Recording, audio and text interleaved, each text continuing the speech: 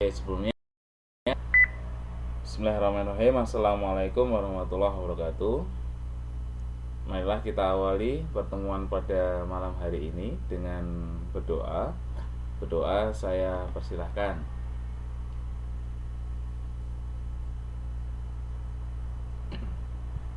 Cukup.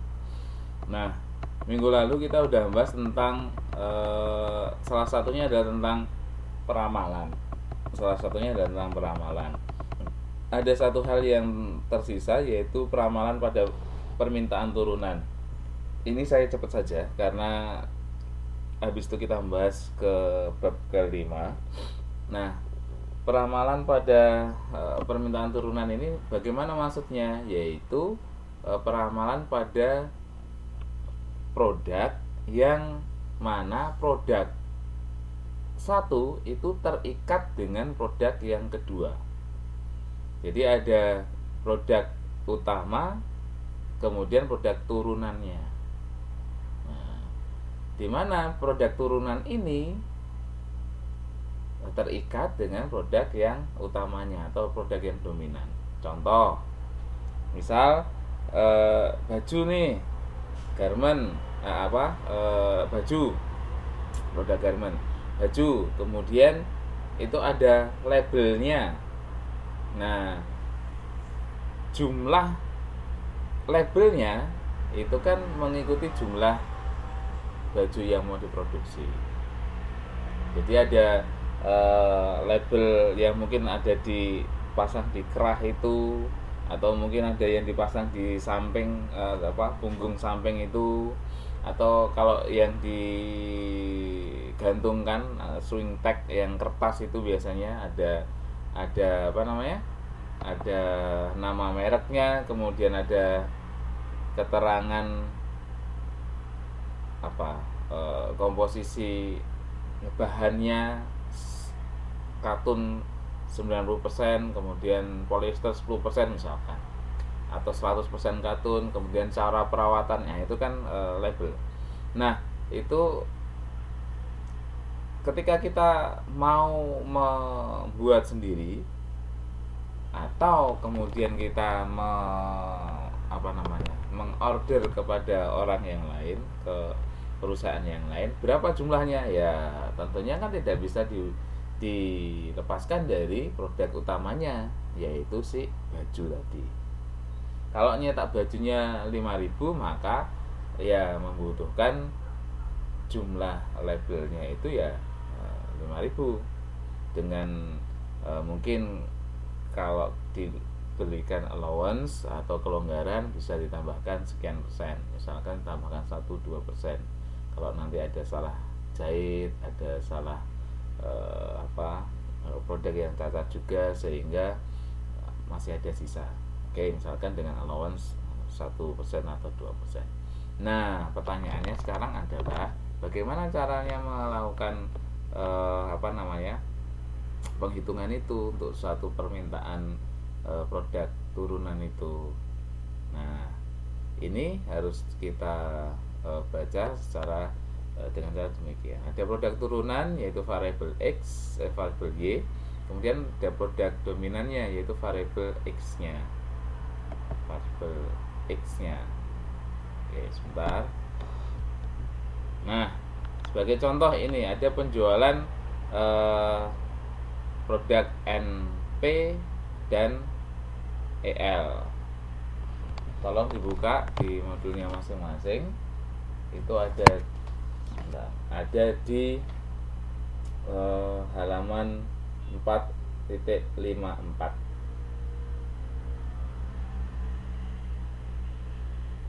Nah, produk NP ini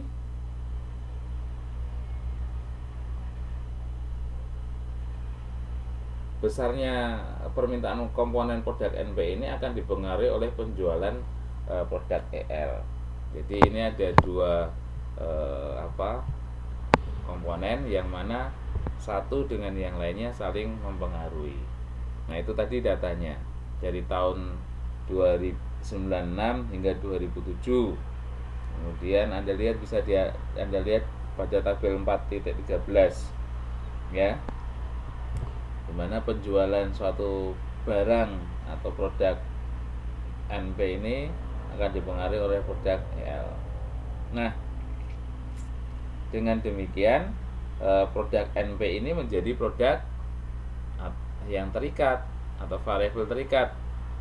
Kemudian yang EL ini yang variabel bebas, karena dia yang mempengaruhi produk produk NP tadi.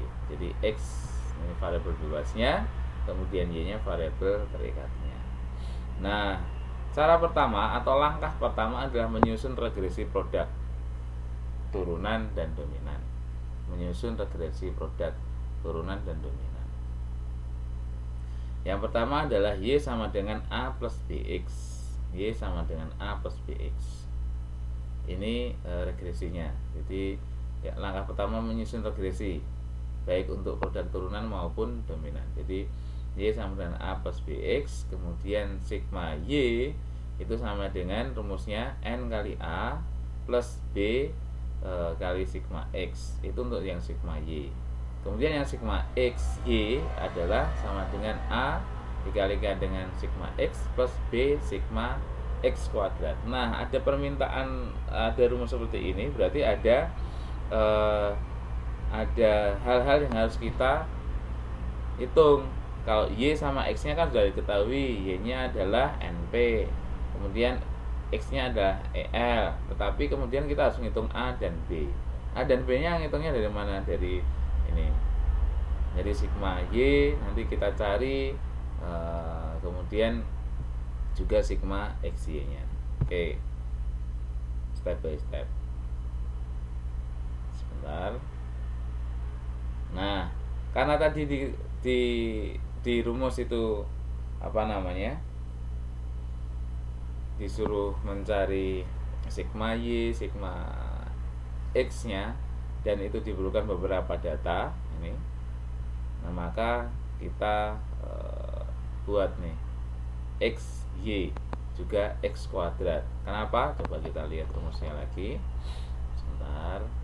Ini sedikit nama. Nah, nih di sini kan ada permintaan untuk mencari XY, maka kita cari XY-nya, X kali Y, nanti X kali Y. Kemudian juga X kuadrat nih. Kalau sigma X kan sudah ada. Kemudian tinggal X kuadratnya yang belum. Oke.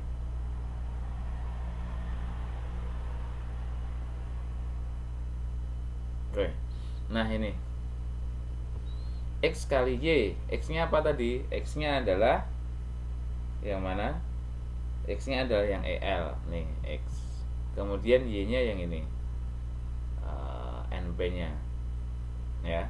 Nah, maka tinggal dikalikan untuk yang tahun 96 ini. Hasilnya adalah ini.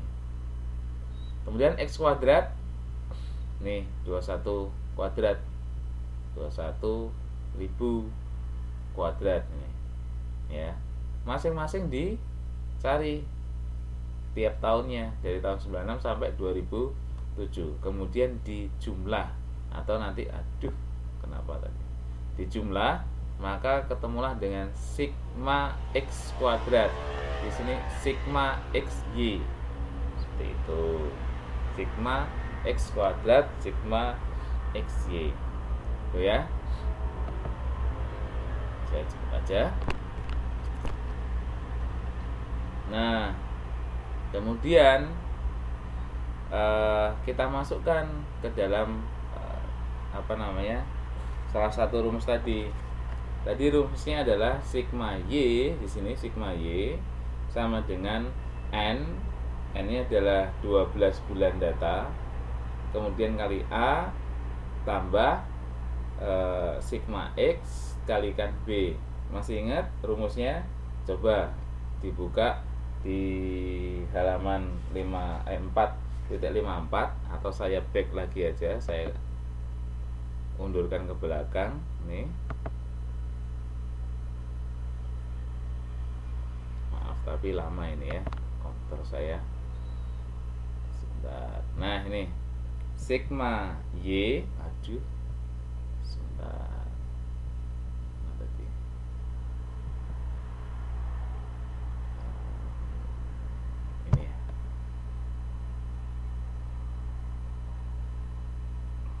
Nah, sigma Y sama dengan N.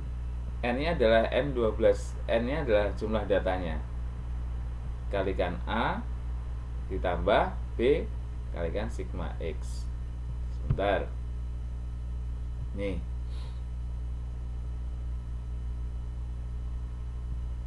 Nah, N-nya kan ada 12 data ini. Dari nomor 1 hingga 12. Ini N-nya. N jumlah datanya. Sehingga data yang ada N ini adalah 12 dikalikan A plus B sigma X.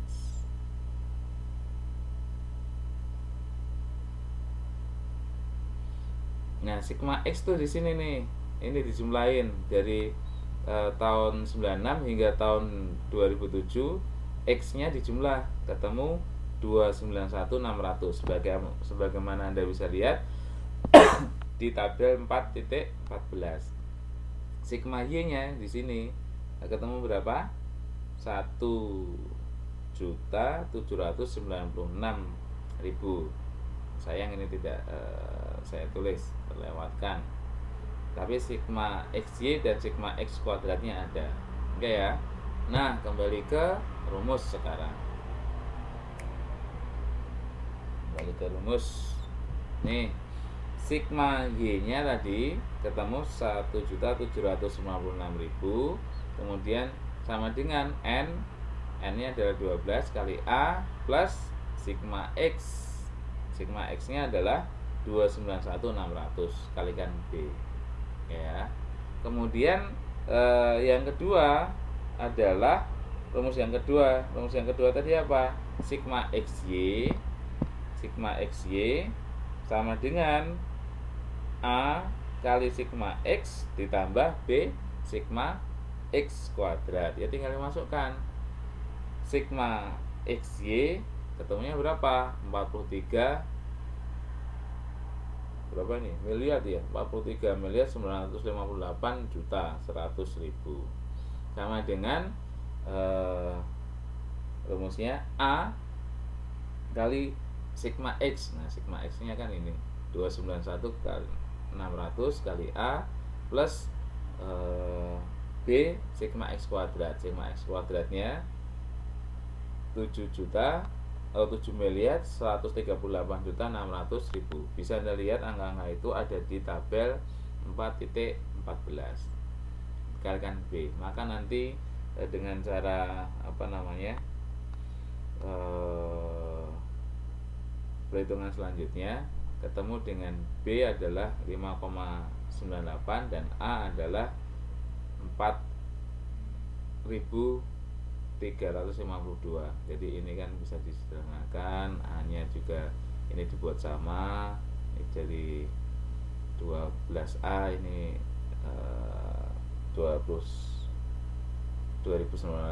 291.600 ini nanti A-nya dulu yang dihilangkan atau B-nya dulu, nanti kan ketemu salah satu. Kalau ini disamakan dulu ke dua-duanya ke 291.600, maka ini menjadi dikalikan berapa B-nya, sini juga dikalikan berapa, ketemu, nanti ketemulah si B-nya. Demikian juga kalau B-nya udah ketemu tinggal masukkan aja. B-nya ketemu di sini 5,98 dikalikan 291.600. Nah, kan ketemu A-nya. Oke ya. Kemudian regresinya adalah Y sama dengan 4.352,67 ditambahkan 5,98 X.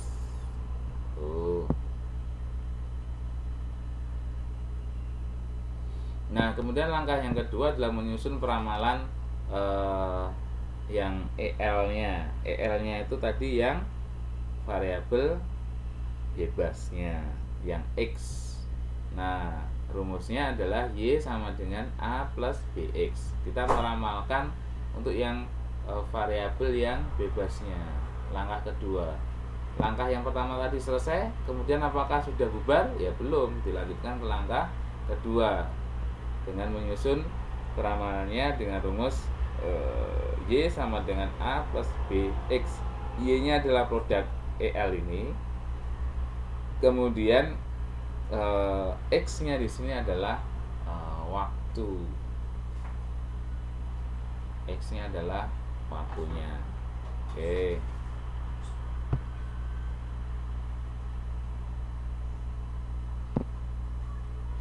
Oke, ini sekarang kita zoom hanya kepada produk yang EL-nya saja. Produk EL. Nah, produk EL ini, oke. Nah, masih ingat dengan cara yang kemarin, yang 2 minggu yang lalu? Nah, ini cara yang sama dengan cara yang kemarin. Jadi tengah-tengah yang sini dibuat dengan cermin kemarin ya, masih ingat ya, dengan cermin ini 1, kemudian ini main 1, ini 3, ini 3 dan seterusnya. Sama dengan yang peramalan pada permintaan produk yang tidak turunan ya, sama persis. Oke, sama persis.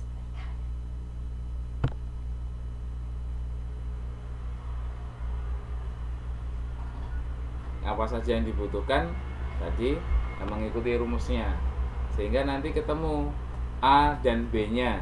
Oke ya, A dan B-nya. Maka persamaan untuk peramalan atau permintaan produk EL ada rumusnya ini. Y sama dengan 24.300 nih, 24.300 ditambah dengan BX, kan rumusnya Y sama dengan A plus BX. A-nya adalah ketemu ini 24.300, B-nya adalah 303,5 kalikan X-nya. Nah, peramalannya misalkan tahun 2028 ya, 2028 berarti kan data ke-13, karena tadi data terakhir ada 2007, maka data ke-13 adalah 2008 adalah data ke-13. Nah, tinggal dimasukkan aja X-nya di sini. Ya, X-nya di sini tinggal masukkan 13. Maka 24.300 ditambah 303,5 dikalikan 13, ketemunya ini. Oke. 2009, kalau 2009 harusnya sini 14 nih. Kalau 2010 ini 15. Kalau ini 2009 berarti ini 14, saya salah ketik. Oke ya, untuk mencari A dan B ini menggunakan rumus peramalan yang biasa, yang bukan permintaan turunan, jadi sama dengan yang sebelumnya. Itu untuk produk yang EL.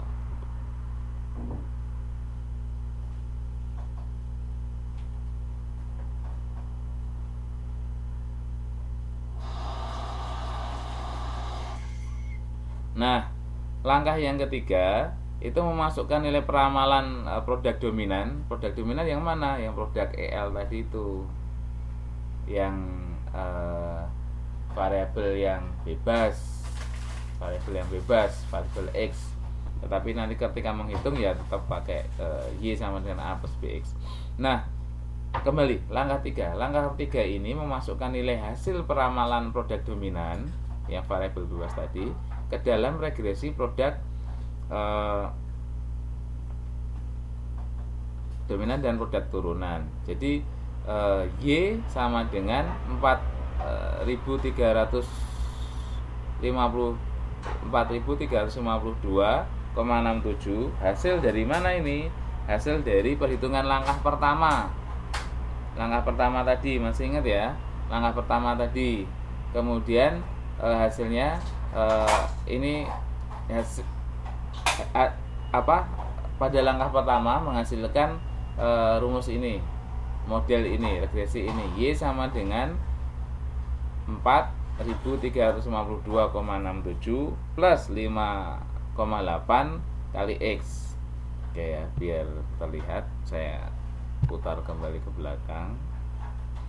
Anda bisa lihat di halaman 4.55 sebenarnya, tapi coba saya klik ke belakang.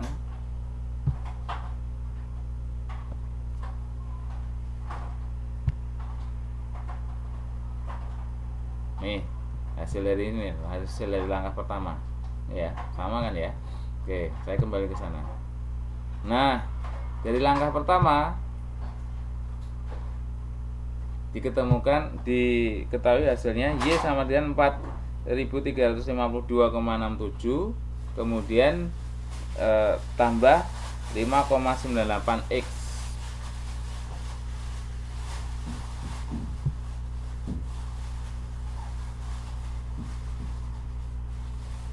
Nah, langkah ketiga itu memasukkan nilai-nilai dari langkah kedua ke langkah pertama. Nah, ini rumusnya langkah pertama.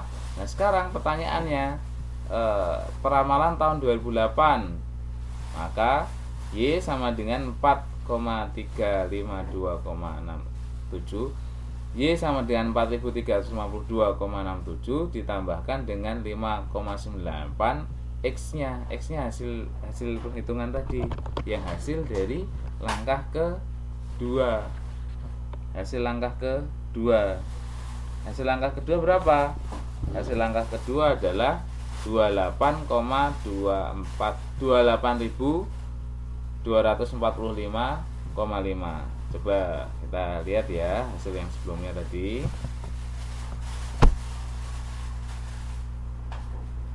Nih, hasil sebelumnya tadi ini. Jadi ini nilai ini dimasukkan ke langkah yang pertama tadi, yang rumus regresi produk dominan dan produk utama. Oke. Jadi maju mundur cantik nih jadinya ya. Ya, jelas ya. Jadi Y sama dengan 4.352,67 plus 5,98. Nah, ini kan kali X, ini kan hasil dari langkah pertama sekali lagi. Nah, kemudian X-nya ini diisi oleh hasil dari langkah kedua. Nah, tinggal di perkalian biasa saja dan penjumlahan. Ketemunya adalah 173.260,76. Oke ya. Itu tahun 2008. Nah, kalau untuk 2009 tinggal dimasukkan juga hasil dari perhitungan 2009 sama dengan ini. Oke, itu membahas tentang peramalan permintaan pada dua produk yang mana ini saling berkaitan antara produk pertama dengan produk kedua. Ini ada kaitannya, ada ada pengaruhnya antara produk yang dominan dengan produk yang turunannya. Jumlah produk yang turunan ini dipengaruhi oleh produk yang dominan. Contohnya tadi itu biasanya packagingnya, kalau yang di modul seingat saya itu bahas tentang rokok kalau nggak salah. Ada jumlah rokoknya, kemudian maka ada berapa bungkus yang mau diproduksi atau berapa bungkus yang mau di order. Kalau contoh saya tadi adalah baju, ada kaos atau baju atau celana, kemudian berapa label yang mau diproduksi. Kalau memproduksinya bajunya 5.000, paling enggak ya labelnya 5.000. Seperti itu. Bisa saja satu produk itu nanti ada dua produk turunan. Jadi satu produk ada dua produk turunan. Ya kayak tadi itu labelnya dalam satu baju ada dua. Labelnya dalam satu baju ada dua, ditaruhkan di kerah dan satunya di pinggang. Nah, labelnya berarti ada dua. Nah, bisa saja. Tetapi kalau contoh yang saya berikan dua tapi berbeda. Kalau ada pertanyaan, monggo.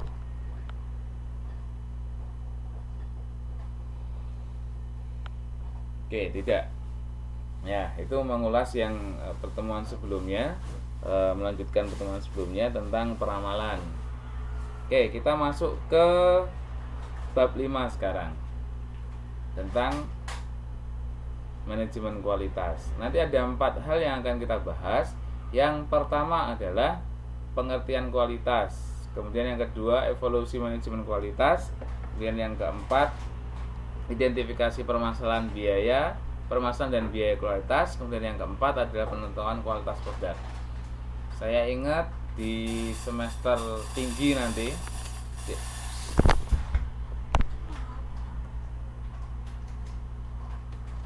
di semester lanjut nanti ada satu mata kuliah tersendiri yang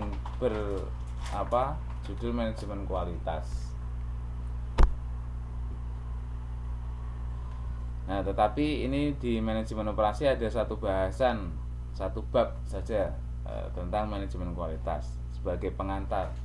Nanti insya Allah di semester mungkin 2 semester yang akan datang ada mata kuliah tentang manajemen kualitas. Oke.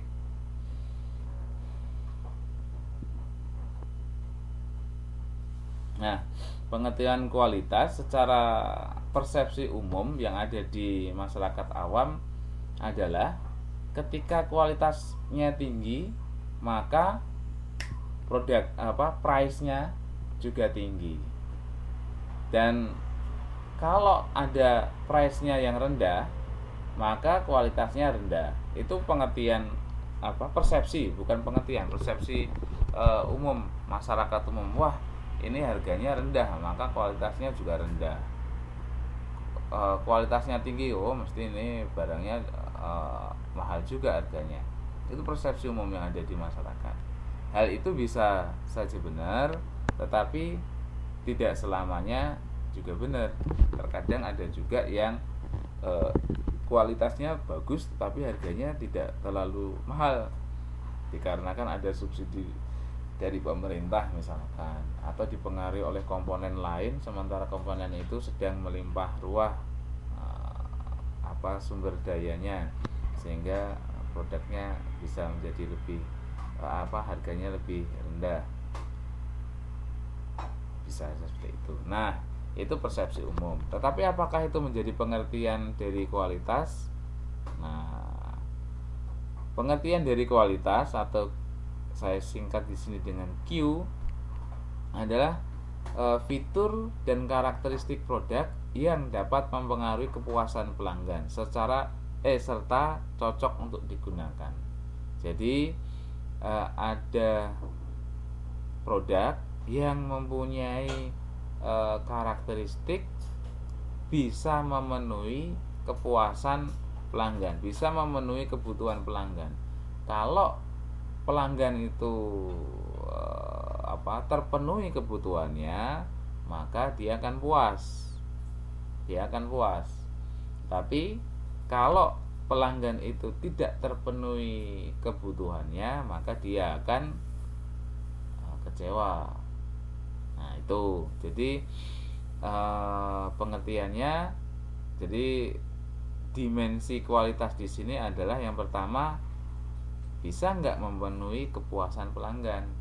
Kalau bisa memenuhi kepuasan pelanggan, maka ya barang itu berkualitas. Dimensi yang kedua adalah cocok untuk digunakan, fit in use, cocok untuk digunakan. Ya, Anda musim dingin kemarin butuh baju tebal, tapi ketika mencari baju tebal untuk menahan dingin enggak ternyata pas habis atau memang enggak tersedia di sini, maka harus pakai baju double. Ketika Anda beli sweater tapi masih terlalu dingin, nah menurut Anda ini tidak cocok penggunaannya, maka Anda mengatakan, oh barang ini enggak berkualitas baik, tidak bisa untuk menahan dingin ketika musim dingin. Salah satu contohnya. Kualitas ditinjau dari sisi pengguna, berarti dari sisi pelanggan. Maka kualitas itu sebaiknya kita persepsikan, kita definisikan itu dari sisi pengguna atau dari sisi pelanggan. Nah, mungkin kalau dari sisi kita sebagai produsen, kita udah merasa bagus untuk memproduksinya. Kita mempunyai usaha, kita mesti akan mengatakan produk saya bagus. Kita jualan mesti akan mengatakan barang saya bagus. Tetapi apakah juga si konsumen mengatakan bagus? Nah, kan belum tentu. Maka ketika kita meninjau kualitas produk kita, kualitas barang dagangan kita, nah kita lihat apa yang dikatakan oleh konsumen, pelanggan.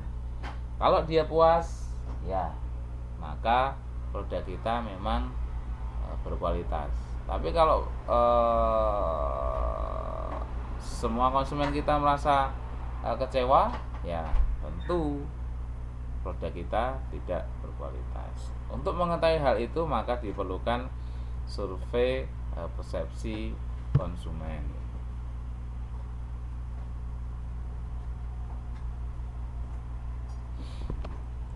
Oke. Kemudian kalau kita mau merinci lagi pengertian kualitas baik dari sisi produsen maupun dari sisi produk, berikut ini pengertiannya. Kualitas ditinjau dari sisi produsen adalah sejauh mana produk itu sesuai dengan spesifikasi desain yang ditentukan. Anda mendesain suatu baju, kemudian Anda produksi sendiri, ya berarti Anda produsennya, maka produk yang Anda keluarkan itu harus sesuai dengan desain Anda. Anda membuat roti, maksudnya adalah roti tart untuk suatu perayaan ulang tahun, kemudian nanti hasilnya yang Anda angan-angan A, B, C, D. Nah, nanti kue tartnya apakah sudah sesuai dengan desain Anda atau belum? Dari bentuk, warna, rasa, keindahan rotinya. Kalau sudah sesuai antara produknya dengan desain yang telah Anda tentukan, maka itu produknya sudah berkualitas. Demikian juga sebaliknya. Nah, kemudian yang ketiga, yang pertama tadi kualitas ditinjau oleh pelanggan, kedua ditinjau oleh produsen, yang ketiga kualitas ditinjau dari sisi produknya. Di sini pengertian kualitas adalah peringkat karakteristik produk yang dapat diukur. Jadi kemudian produk itu untuk diukur karakteristiknya.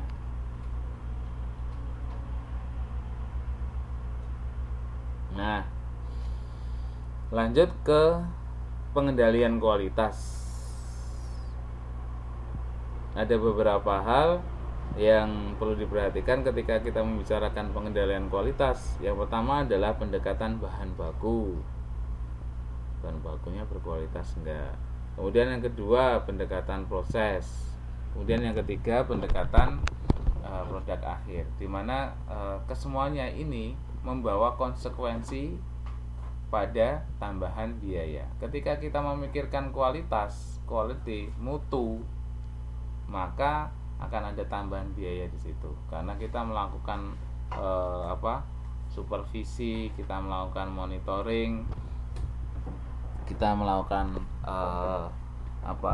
pengontrolan terhadap proses produksinya, pengontrolan terhadap bahan baku yang datang. Nah, butuh orangnya butuh dibayar, maka ada tambahan biaya. Beda seandainya kita nggak mengendalikan kualitas. Barang datang kita pesen dari supplier, nggak usah dicek, pokoknya tahu barang datang, habis itu diproses, ya karyawan Anda nggak Anda awasi, pokoknya tahunya jadi. Nah, produk akhirnya juga nggak diproses, nggak di inspeksi, habis itu langsung Anda jual misalnya, ya nggak ada biaya tambahan kualitas. Tapi apakah kualitasnya akan terjamin? Nggak terjamin. Itu konsekuensi memang ketika kita mengadakan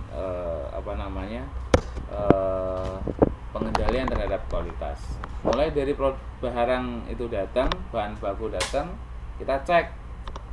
Biasanya kalau bahan bakunya banyak, karena untuk produksi massal, maka dilakukan sampling, pengecekan kualitasnya secara sampling. Diambil secara acak, kemudian kita cek apakah bahan baku yang datang itu sudah sesuai spesifikasi yang kita butuhkan atau belum. Kalau belum, ya mungkin bisa dikembalikan. Khususnya ketika dalam proses mulai dari karyawannya cari yang terlatih, kalau belum terlatih ya dilatih dulu, kemudian ketika proses produksinya ya diawasi oleh mandornya, supervisor. Begitupun juga ketika barang itu jadi, kemudian dicek kebenarannya sesuai dengan desain atau tidak. Maka ketika produk itu sudah sesuai dengan desain, ya kita loloskan sebagai produk yang sudah sesuai dengan kualitas yang kita harapkan. Oke, kemudian yang kedua itu tentang evolusi manajemen kualitas. Jadi perkembangan dari konsep manajemen kualitas. Dulunya pada tahap-tahap awal itu tahap operator yang melakukan pengendalian terhadap kualitas itu hanya operator. Kemudian karena operatornya banyak, maka butuh ada keseragaman standar, butuh ada keseragaman kualitas, standar kualitas yang sama, maka perlu adanya supervisor. Kemudian habis itu supervisornya juga banyak, butuh ada inspektor. Nah, perusahaan semakin besar, semakin kesini kan semakin banyak perusahaan besar-besar. Kalau dulu mungkin dulu waktu mungkin tahun 60-an atau 50-an atau malah mungkin 40-an zaman perang, perusahaan yang mempekerjakan puluhan ribu atau ribuan mungkin sedikit. Nah, maka pengendalian kualitas hanya pada tahap operatornya saja, supervisornya saja, atau inspektornya saja. Nah, setelah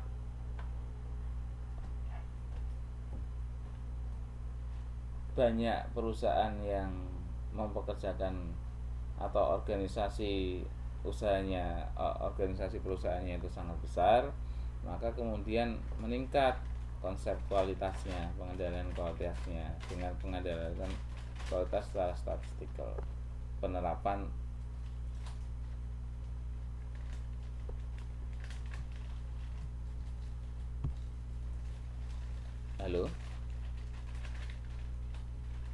Halo, bisa dengar suara saya?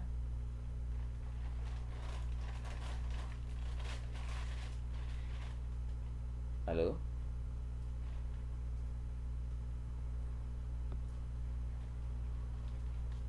bisa dengar suara saya?